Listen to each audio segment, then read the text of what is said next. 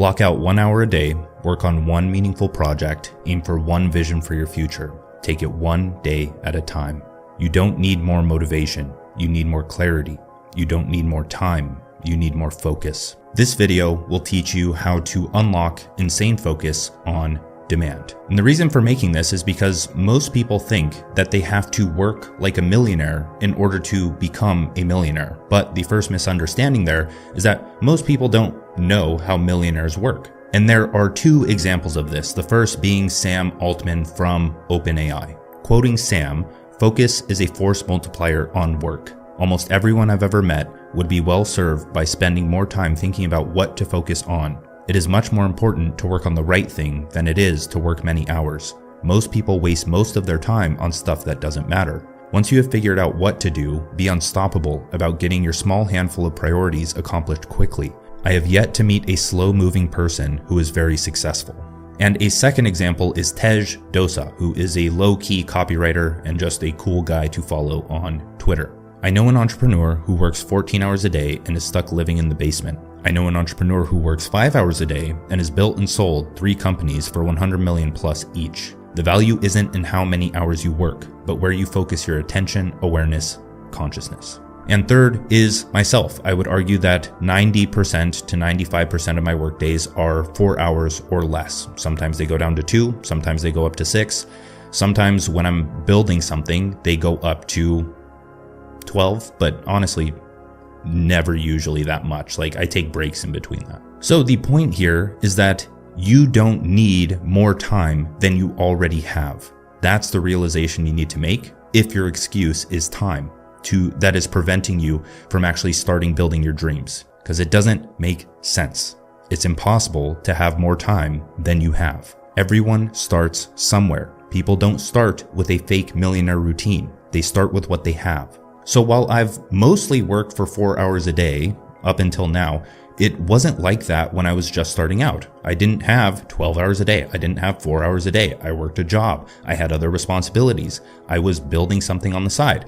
During that time, I worked for 1 to 2 hours a day, and that's what led to this. The entrepreneurs that decide to work more usually enjoy working more. And a lot of them, I preach the 4-hour workday as if it's a fit for everyone, because that's how you get the point across. You be confident and somewhat polarizing, so your words don't get watered down and people actually get use from them. So I understand why entrepreneurs that work a lot of time tell people to work a lot of time. This is the birth of hustle culture. But oftentimes, the people that feel like they have to work a long time and try to force themselves to work a long time, and they don't see that work as play, it's often at their own psychological expense. They are lacking quality in their work because they are working too long. And therefore, if their work were higher quality, they would see better results in less time with less work, and their life would just be all around better.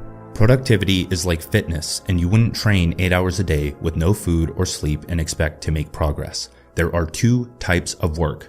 The first is building, when you are building the foundation of something new, like a product, service, or brand. This requires a lot of upfront work. The second is maintenance, when you are fueling the foundation you've built with a streamlined productivity system, like writing content, marketing yourself, building an audience, or fulfilling on your product or service. This requires 1 to 4 hours a day, depending on your skill level or choice of work. People trying to change their life or quit their job often get discouraged at the amount of work it takes to build, not maintain. And people don't understand that building isn't a permanent thing. It may be 6 weeks of working extra or working more on the weekends, and you're maintaining things along the way, but it's not permanent. That's not your permanent state. That's something you do maybe once or twice a year to reverse entropy of your business and keep yourself alive and relevant, and to keep new revenue generating. So I'll actually be writing about this in a future newsletter and therefore a future video,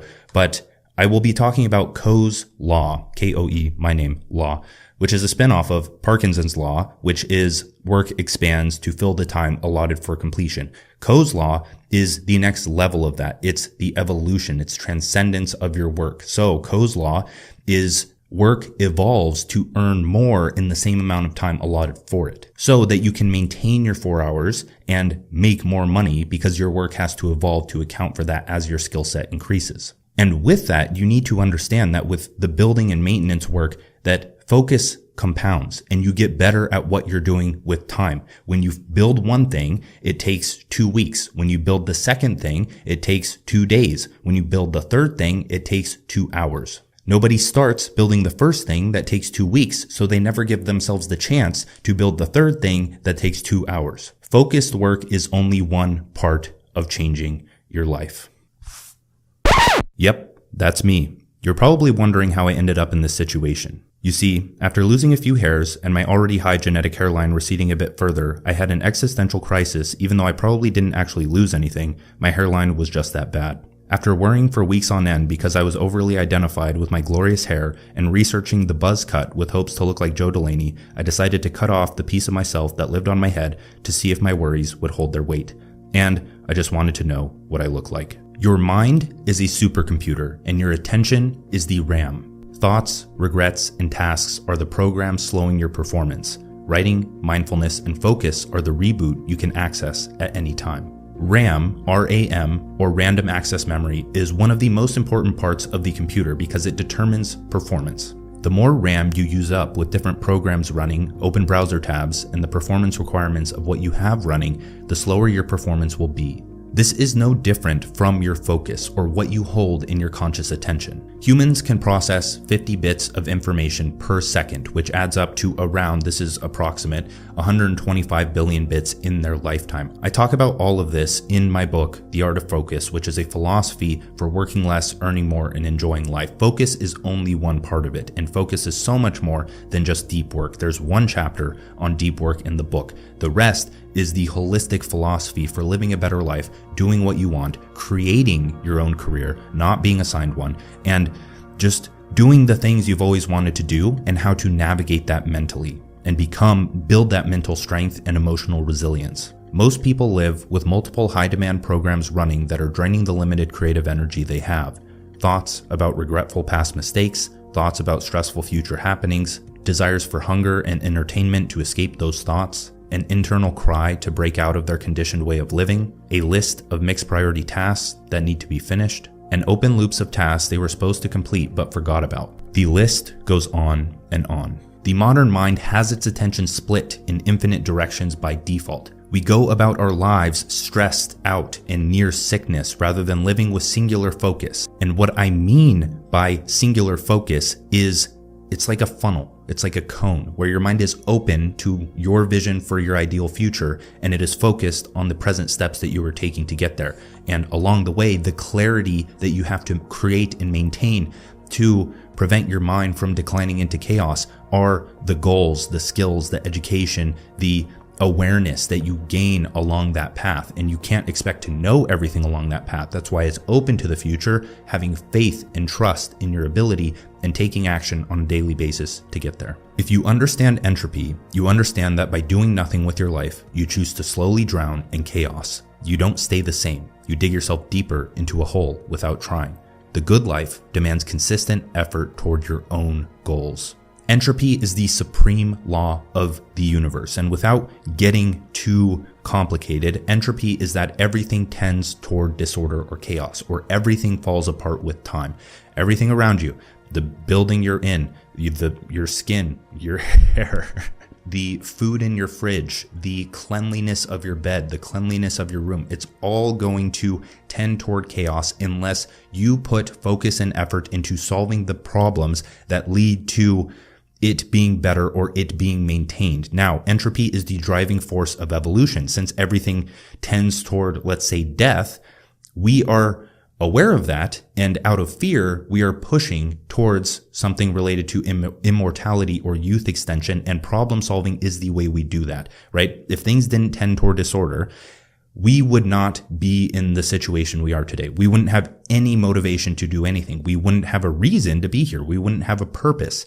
Our purpose is to solve the problems that lead to the dissolution of barriers in our own minds so that we can pass those lessons down and solve problems in other people's lives to remove the limits from their minds. That's what a problem is. It is a limit on your mind and potential. And once it is solved, you increase your level of mind or level of consciousness so that you can navigate the world better and lead to a better humanity. And if this is done on an individual level across the globe by, let's say, one vessel to do this is a personal brand, the creator economy, writing, putting your word out there to help other people, selling a product so you earn a meaningful income, like I always talk about, by solving your own problems and selling the solution, which we'll talk about in the next video. That's what I mean. Entropy is important.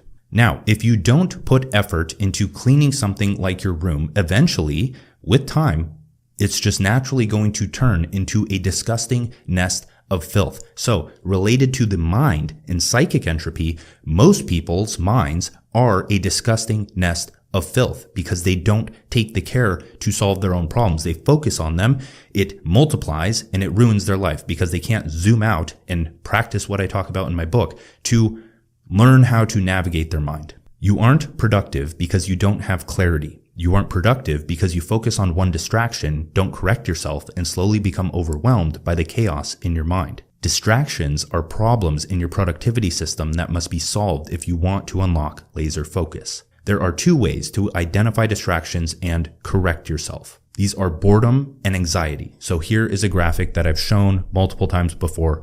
This is adapted from Mihai Csikszentmihalyi from his book Flow. On the y-axis, up and down, there's the challenge level. On the x-axis, left and right, there's the skill level. If the challenge is too high, but your skill is too low, you are going to get anxious or self-conscious. And if your skill is too high, but the challenge is too low, you're going to get bored or your focus is going to be self-centered.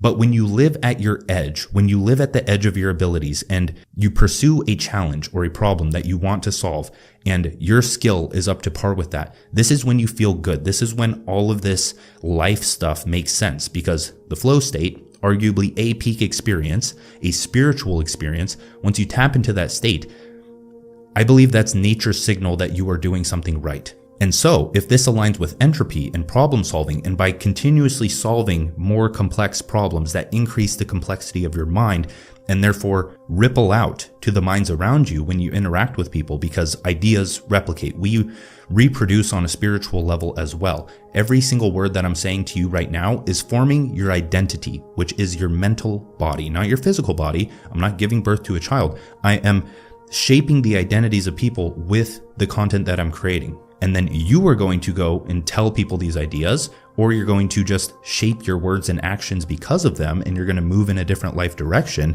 And that is going to ripple out to hundreds of thousands, if not millions, if not billions of people in your lifetime simply because of the network effect, whether you're online or not.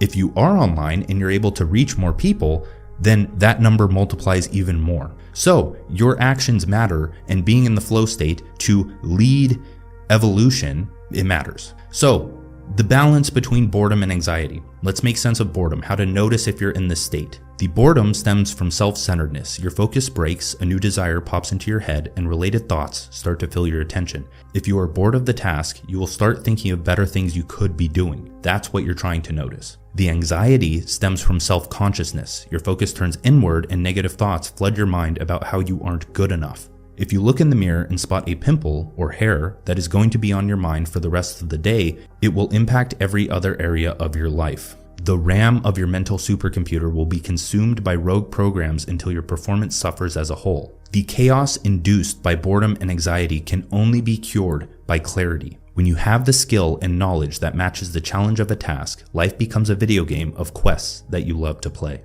Now, let's create your own productivity system under the philosophy of the 4-hour workday, which we will expand on in a few videos from now, and we have already talked about in multiple videos. Humans find meaning in stories. Humans love playing games. Why? Because they present a clear hierarchy of goals that our mind can adopt as an indistractable frame. They follow the curiosity, intensity, consistency cycle of the universe. First, you're lost. Then you're curious. Then you're obsessed. Then it's a consistent part of your life with little extra effort. Most people get lost, focus on distractions, and never put effort into a goal, even if they don't see the meaning in it yet, to reverse the hole they're digging themselves into. Understand that nothing is perfect. There are bad lyrics of a good song. There are ugly pixels of a beautiful image. There are low stocks in a high mutual fund. It's like a story. Life is story. Life is song. Life is game. Universe. One song. The universe is one song playing and it's harmonious. There are highs, there are lows, but it is perfect. It is absolutely perfect. When you single something out, that is not going to be perfect. You having the perspective of reality or life or the universe is what makes life perfect. But when you focus in on something that's just a figment of consciousness or just an idea that we have labeled in our minds, then that's when imperfection starts to come into play. Because in a story, there are lows. There are lows, there are climaxes, there's death, there's decay, there's growth. We find most interest in the lows. We find most interest in the drama. But when it happens in our own lives, we hate it. Why? Like a video game, you will have to progress from beginner to advanced by completing a series of quests to level up. It will take time. If you want maximum enjoyment in your focus in your work, here are the guidelines that you must have to create your productivity system. The first is identity or solving productive problems. Ever since I can remember, I've always had the goal of working 4 hours a day. A 9-to-5 job was the bane of my existence. I observed society and realized the life I didn't want. I observed the successful and realized the life I did want. Over time, that perspective shaped my identity. I was attached to that desire of not working a job. And most people tell you desire is bad, but not if the outcome is positive. Because the goals are the axis of your suffering, and you get to choose which goal you want to pursue. Most people have goals that are assigned to them, and that's why they suffer, and they can't escape it. But when you choose the problem you want to solve that leads to meaningful living and challenge and purpose in life, there's going to be suffering along with that, but it's worth suffering through. That's a good sign that you're on the right path, is that you're willing to take the suffering that comes from pursuing the goal that you chose. Perspective is everything. It allows you to identify problems and opportunities that, when solved, result in achieving the goal of that perspective. It was nearly an automatic decision to be where I am today, because anything that threatened the idea of me working 4 hours a day was seen as a problem. Most people don't do this. They expect to work 8 hours a day. So anything outside of that is perceived as a problem. Like, oh, I have to work 30 minutes extra today. That sucks. I'm anxious. I'm bored. Like, I don't want to do this right now. I'm overwhelmed. For me, that happens at 4 hours. But the thing is that I'm allowed to create that lifestyle because I chose a vessel that you go with time. I worked a job as well, but you choose a vessel that allows you to control and create your own lifestyle over time. So if you don't have that, that's step one. That becomes your identity. Is one, the job is the problem, and you're going to have to work at it until you can get out of it. So by me wanting to work 4 hours a day, that's what led to me doing freelance work, me understanding the power of social media. People don't realize its power now because they don't have the identity that isn't an employee mindset. So identity is the first thing to keep in mind, but the second thing you need is a project, which we talked about in the last video on how to learn any high value skill fast so you can finally change your life. Your identity is shaped by your vision for the future. Your vision is the all-encompassing goal that you are pursuing in your life. It is at the top of your hierarchy. Everything falls under it. So now you need a project, a tangible project. I keep repeating this because you need a fucking project to work on in the first 1 to 2 hours of your day. Create a project, please, for the love of God, because you need something to build that will result in your ideal future. If you aren't building your future, then that future isn't going to be built. Does that make sense? And you also need something that exposes you to problems to solve. Because if you aren't building something, then the only problems that you're encountering are the ones that your mind fabricates. And lastly, you need clarity for your work, so you have a place to anchor your attention so it doesn't go to the negative thoughts and fabricate problems. And if you watched the last video, you understand that building a project and teaching as you build is the best way to learn something. Studying and getting trapped in tutorial hell is not learning something. Learning comes from struggle, not memorization. It's a principle in my book. So step one is to create an outline. Brain dump everything you know that should be built in the project. You will add to this outline as you build. Number two is to create milestones. So break the project down into manageable goals you can achieve in 1 to 4 hour work sessions depending on your current responsibilities. Now, understand this. Your vision or your project as well. Your project falls under your vision and you continue building projects until you reach that vision. Your project isn't going to be perfect. You need a minimum viable product in business. You need a minimum viable vision in life. You need a minimum viable project in everything. You just get something out on paper. It doesn't have to be ready for you to start building it. You build it so you can identify what's not in it. We're building Cortex right now, the second brain software, and we've changed it completely from what it was originally planned to be. How do you think we figured out how it's going to be better? By building the bad version first so you can improve it. You can't improve something that doesn't exist. So what should your project be? I have no fucking clue. I can't tell you that. Stop outsourcing your critical thinking and just life to someone on the internet. But what I can tell you is that it should probably be a business, as that's the vessel for your purpose. It is the catalyst for the good life that breaks you out of robotic living. Entrepreneurship is modern survival, and your psyche is wired to hunt. You aren't meant to be a monkey in a cubicle. Along with that, and just the other domains of your life are the projects in your life, your health, your relationships. Now, the third guideline for focused work, or the 4-hour workday, is deadlines, which are the procrastinator's edge. You aren't productive because you aren't public, which is another point for building an internet business on social media. The flow state requirement of challenges and deadlines is baked in. When I set a launch date for a lead magnet or a product or something that I'm going to do, I better finish it before that date because people are expecting it and people probably pay for a pre-order. One important thing here, procrastination isn't bad. It's human nature. Most successful entrepreneurs are lazy. They wait until the last minute to get work done. But during that last minute, they enter the most enjoyable season of their lives. Their mind becomes a magnet for ideas. Their best work happens in these periods of obsession and intensity. They don't have a choice but to get it done because their survival is at stake. Now, on to time blocks and breaks. Focus is a muscle, and success is reserved for those who train it. Identity, vision, projects, and deadlines all narrow your attention on the present moment, from the big picture to microscopic action. Time blocks take that a step further, narrowing your attention and making it easy to get into flow. So what I would recommend you do is just set a timer on your phone for 45 to 90 minutes. You can start with 45, you can start with 5, you can start with 10, start with whatever, start with something, because like building a muscle in the gym, it's going to take time for your focus to actually grow. After that timer goes off, take a break. Go on a walk, engage in active rest, rest your mind, don't think about work, or set an intention for your next work block and allow your subconscious mind to munch on potential ideas as you're on your walk, as you're cooking food, as you're doing something. Just get up, get out of your chair, stop burning your eyes with blue light, just enjoy yourself. It's like a rest between sets at the gym. You can't keep benching until, like, once you hit failure, you can't go past failure. Like if you actually hit failure, because most people train like little bitches. Now, the next after time blocks is leverage. So doing the right things. I'm going to save you a lot of pain. Choose a career that allows for a 4-hour workday. Start a one-person business, become a value creator, use the internet to do what you love. Learn the skills that allow for this.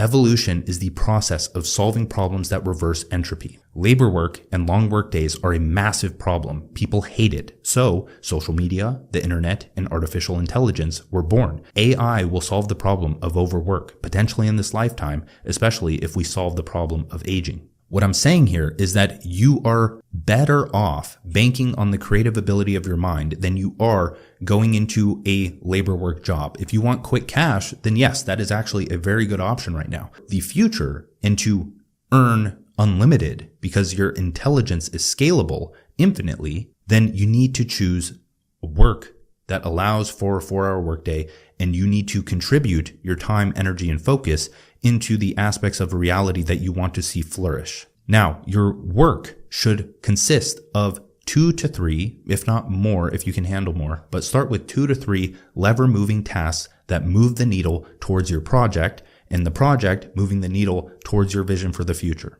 Some people can handle more tasks, some people can handle less. There are actually 9 priority tasks spots in my planner, the Foci planner, which I wrote in this morning. I just wrote out my tasks and I write my notes for the day at the top as I'm sitting here at work.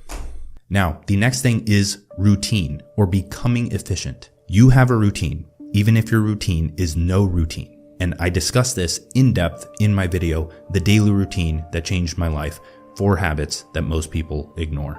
Routines are how you condition your mind to run on new systems. If you want to solidify a new identity, you must start, stick to, and refine a specific routine that encourages the growth of that identity. For the first month, building your project will feel uncomfortable. You're supposed to feel overwhelmed with this. It means your mind is expanding into a new identity. Slowly, then all at once, everything flows with ease. You begin making exponential progress. You move from intensity to consistency and let the results compound.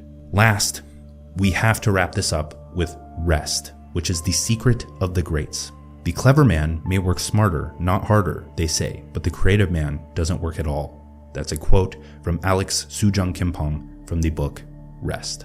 Now, I've always had some form of aversion towards Western work culture, which is just filled with 80-hour work weeks, high-pressure environments, and little time for rest and recovery. It just never seemed right to me.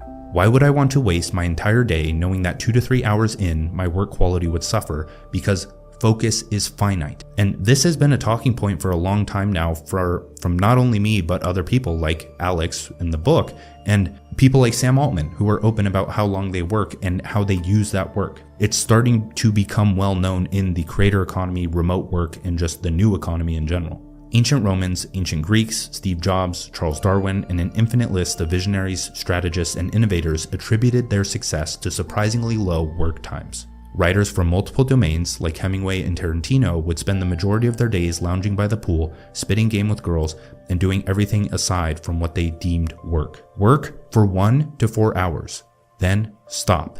This is arguably the most difficult part of your day. At the end of my work sessions, I go to the gym. That is my hard transition from work to rest. And when I get back to my morning focused work, my mind is just refreshed and the writing flows so much more seamless and the rest of my work feels manageable and I can get it done on a consistent basis that leads to exponential results over time when the focus does compound. I hope you enjoyed this video. These are always my favorite topics to make. Let me know what you think of the hair. Probably growing it back. We'll see, unless I go bald. The Art of Focus is available on Amazon, first link in the description. 2-hour writer if you want to learn the most valuable skill of the 21st century, which is high impact digital writing. If you want to learn how to turn yourself into a business, check out Digital Economics. Just like, subscribe, look at those, have fun, enjoy your day. Thank you for watching. Bye. Oh my God, the comments are going to go crazy over this one.